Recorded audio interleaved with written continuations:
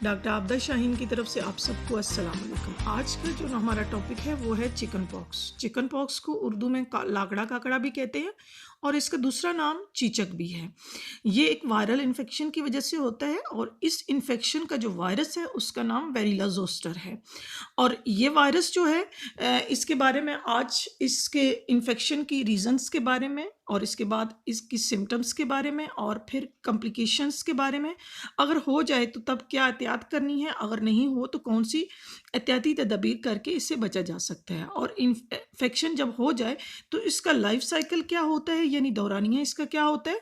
और फिर इसके बाद होम्योपैथिक अद्वियात मैं आपको बताऊंगी कि इससे आप कैसे इलाज करके कौन सी अद्वियात इस्तेमाल करके आप ठीक हो सकते हैं। इसके बाद होम रेमेडी बताऊंगी।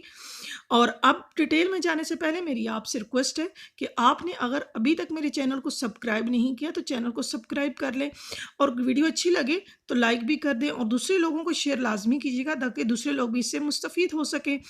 और अब जो है वो डिटेल में जाते हैं। अब अगर जो है ना बात की जाए इसके बारे में, तो जिस तरह पहले भी मैं अर्ज़ कर चुकी हूँ कि ये वायरस है और इस वायरस की वजह से होता है। ये वायरस जो है ये एक से दूसरे को बहुत जल्दी और आसानी से लग जाता है क्योंकि ये बहुत जल्दी फैलता है और इसमें मरीज के जिस्म पर दाने निकलते हैं, इनका रंग लाल होता है और इनके अंदर जैसे जले हुए पानी का छलका बनता है, इस तरह पानी के छाले बन जाते हैं, यानी दानों के अंदर पानी पड़ जाता है। और जब ये पानी पड़ जाता है तो फिर ये बहुत तकलीफ देता होता है। तो इसकी रीजंस जो हैं, अगर इसकी रीजंस की बात की जाए तो ये वेरिला जोस्टर इन्फेक्शन जो है ये इस वायरस की वजह से होता है। ये आमतौर पर बाहर के मौसम में होता है और ये बहुत जल्द एक से दूसरे को लग जाता है और बच्चों में बहुत ज़्यादा इसकी जो है वो होती है तादाद। बड़ों में भी होती है लेकिन बहुत छोटे बच्चे अगर हों तो उनको ये नहीं होता, और ये बच्चों में एक से दूसरे को आसानी से लग जाता है। और इसके अलावा अगर बात की जाए सिम्टम्स की, तो पहले कम एरिया में, फिर पूरे जिस्म पर सुर्ख रंग के दाने निकलते हैं और साथ साथ बुखार भी होता है। जब बुखार हो और तमाम जिस्म में थकावट होने लगती है और जलन हो, जिस्म पर ख़ारिश हो और बुखार हो, तो ये जो है ये इसके सिम्टम हैं। और 2 से 3 दिन के अंदर इन दानों में पानी पड़ जाता है, यानी पहले दाने निकलते हैं, फिर 2 से 3 दिन के अंदर इन दानों में पानी पड़ जाता है और जैसे आग से जलने पर छाले बनते हैं, बिल्कुल इसी तरह छाले बनते हैं। और ये आमतौर पर चेहरे, गर्दन, सीने, पेट और बैक पर निकलते हैं। ये टांगें और बाजुओं पर कम निकलते हैं। इनकी जो है एक और इसका ये सिम्टम है, इससे ख़ारिश बहुत ज़्यादा होती है, और मगर दानों पे आपने ख़ारिश नहीं करनी। अगर ख़ारिश करेंगे तो दाने फट जाएंगे और बहुत ज़्यादा तकलीफ़ होगी और सारी ज़िंदगी के लिए दाग बन जाते हैं।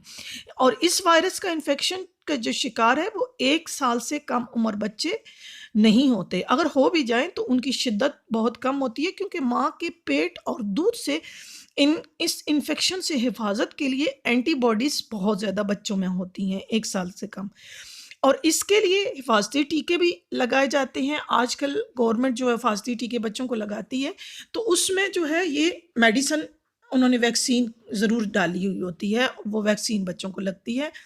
लेकिन 1 साल से पहले जो है उनको इस वैक्सीन के लगाने की ज़रूरत नहीं होती क्योंकि ऑलरेडी माँ के पेट से, दूध से जो है वो बच्चे एंटीबॉडीज़ इसके अंदर बच्चे के जिस्म के अंदर मौजूद होती हैं।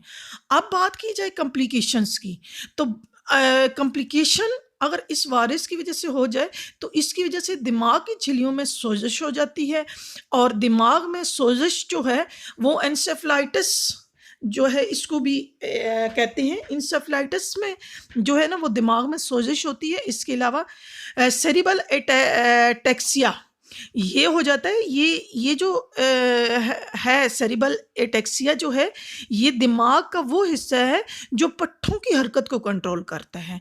इसकी वजह से मरीज़ की चाल जो है, यानी जिस्म जो है उस पर कंट्रोल कम हो जाता है, यानी चलता है तो वो लड़खड़ाने लगता है, उससे गिरने का ख़तरा होता है। लिहाजा मरीज़ किसी दूसरे की मदद के बगैर चल नहीं सकता क्योंकि इसमें टांगों में और बाजू में कमज़ोरी हो जाती है, कांपना शुरू हो जाते हैं, और जब उठ के चलने की कोशिश करता है तो इससे जो है, तो इस वजह से जो है इससे ये कॉम्प्लिकेशन हो सकती हैं।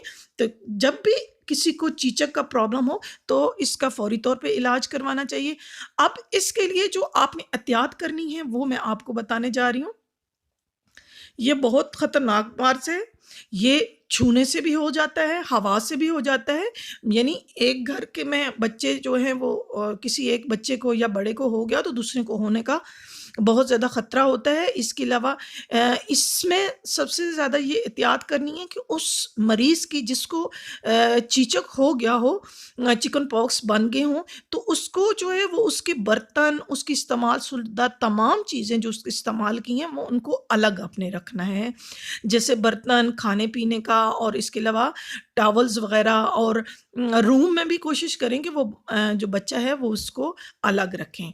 और बच्चे को मुर्ग़न ग़ज़ाएँ ना दें, क्योंकि मुर्ग़न ग़ज़ाएँ जब खाएगा, मिर्चों वाली ग़ज़ाएँ खाएगा, तो उससे जो है वो उसे जलन बहुत ज़्यादा होगी, ख़ारिश होगी और फिर इसके बाद जो है ना वो उसको ऊपर से ख़ारिश करेगा तो वो फट जाएँगे।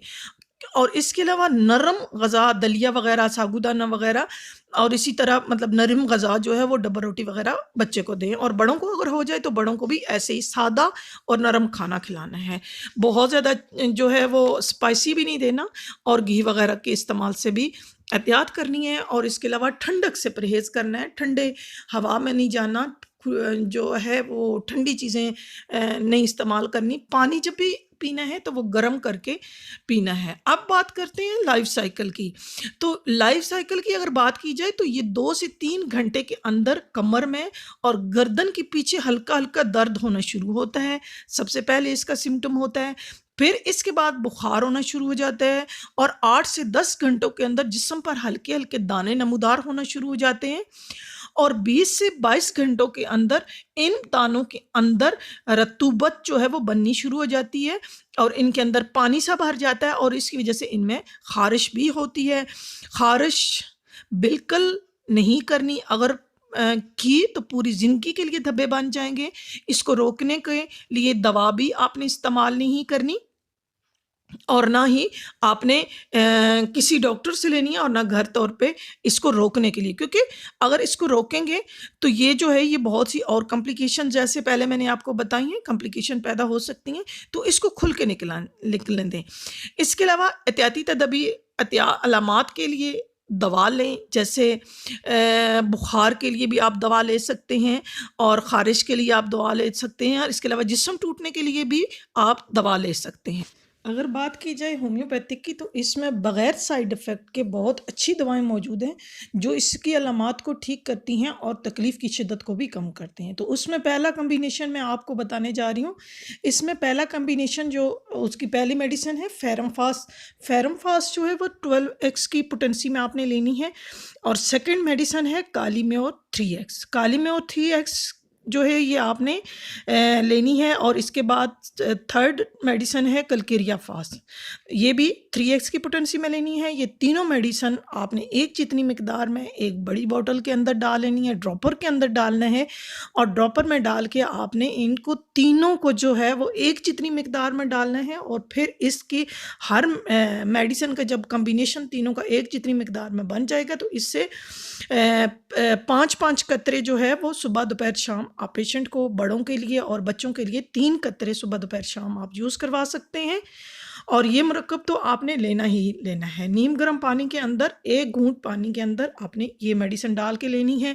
इसके अलावा जो मेडिसिन आपने सिम्पटम के लिए लेनी है वो जो सिम्पटम मैं बताने जा रही हूँ उन सिम्पटम के मुताबिक, जैसे पहली मेडिसिन है रेस्टॉक्स। रेस्टॉक्स जो है वो 30 पोटेंसी में आपने लेनी है और जब उसमें ये सिम्पटम हो कि छाल के जो बने हुए हैं, दाने जो बने हुए हैं उनके अंदर पानी भर चुका हो, तो तब आपने ये मेडिसिन यूज़ करवानी है। ये 30 की पोटेंसी आपने यूज़ करवानी है। बच्चों के लिए 2 कतरे और बड़ों के लिए 5-5 कतरे 3 टाइम आपने नीम गर्म 1 चम्मच पानी के अंदर डाल के आपने पेशेंट को दिलाने हैं।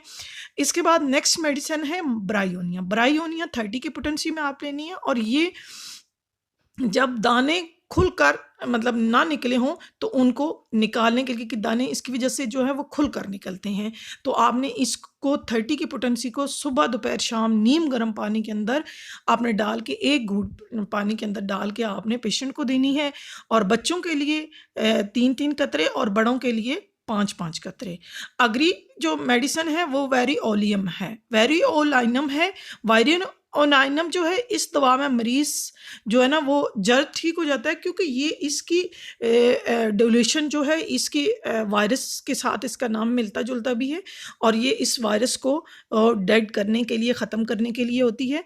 और इसके अलावा अगर घर में किसी बच्चे को हो गया हो तो उसको आप देंगे तो उसका वायरस जो है वो जल्दी मर जाएगा और वो जल्दी ठीक हो जाएगा। इसके अलावा घर में दूसरे सेहतमंद बच्चे रहते हों या बड़े हों तो उन सबको लगने का ख़तरा हो, तो उससे हिफाजत के लिए एहतियाती तदबीर के तौर पर भी आप इसको 200 की पोटेंसी में सिर्फ़ 5 कतरे बड़ों के लिए, 3 कतरे जो है वो छोटों के लिए, सिर्फ़ 1 डोज़ जो है वो आप इनको दें, तो इससे महफूज़ रहेंगे।